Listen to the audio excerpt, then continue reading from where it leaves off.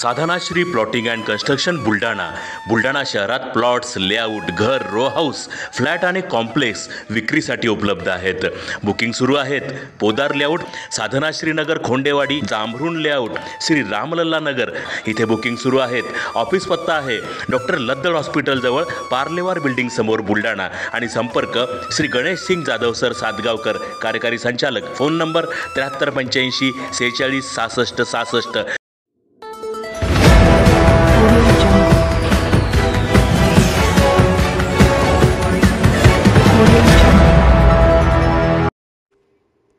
महाराष्ट्रात कायदा व सुव्यवस्था नाही. जयश्री शेळके. फडणवीसांच्या सरकारची मोगलाईच्या दिशेने वाटचाल. हर्षवर्धन सपकाळ यांचा आरोप. पोलीस कस्टडीत असलेल्या आरोपीचा मृत्यू झाल्याने निश्चितच संशयाची सुई पोलिसांवर बळावते आणि महाराष्ट्रात कायदा व सुव्यवस्था नाही आणि संविधान प्रेमींनाच मारण्याचं काम शासनाच्या प्रतिनिधींकडून होते की काय असा संशय बळावत असल्याचा आरोप महाविकास आघाडीच्या नेत्या जयश्री शेळके यांनी केला आहे. तर फडणवीसांचे सरकार हे मोगलाईच्या दिशेने वाटचाल करत असल्याचं परभणीच्या प्रकरणावरून समोर आल्याचा आरोप माजी आमदार हर्षवर्धन सपकाळ यांनी केला आहे.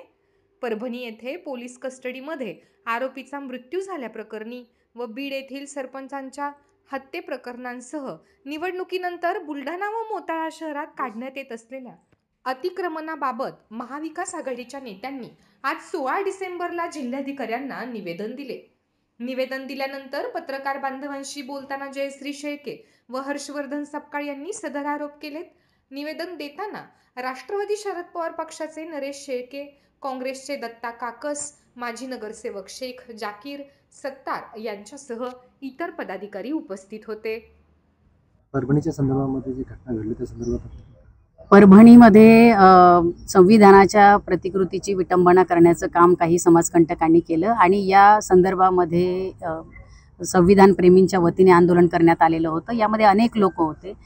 या आंदोलनाच्या दरम्यान काही अनुचित प्रकार घडला आणि त्यामध्ये मुख्य जो आरोपी आहे ज्यांनी त्या प्रतिकृतीची विटंबना केली त्याला न पकडता त्या ठिकाणी आंदोलकांवर गुन्हे दाखल करण्यात आले, त्यांना पकडण्यात आलं आणि यातल्याच एका आंदोलकाला त्या ठिकाणी अटकसुद्धा झाली. सूर्यवंशी म्हणून त्यांचं नाव आहे आणि त्यांचं त्या ठिकाणी पोलीस कोठडीमध्ये मृत्यू झाला आहे. खरं म्हणजे पोलीस कस्टडीत असताना अशा प्रकारचा मृत्यू होणं हे नक्कीच त्या ठिकाणी पोलिसांवर संशयाची सुई बळावते आणि अशा प्रकारची जर घटना महाराष्ट्रामध्ये होत असेल, पोलिसांच्या संरक्षणामध्ये असलेल्या आरोपीला त्या ठिकाणी जर मृत्यूला सामोरं जावं लागत असेल, त्याची हत्या होत असेल तर कुठेतरी महाराष्ट्रामध्ये कायदा आणि सुव्यवस्था नाही आणि संविधान प्रेमींनाच त्या ठिकाणी मारण्याचं काम हे शासनाच्याच प्रतिनिधींकडून होतंय की काय असा संशय यावा अशी प्रकारची पद्धत त्या ठिकाणी लक्षात येते.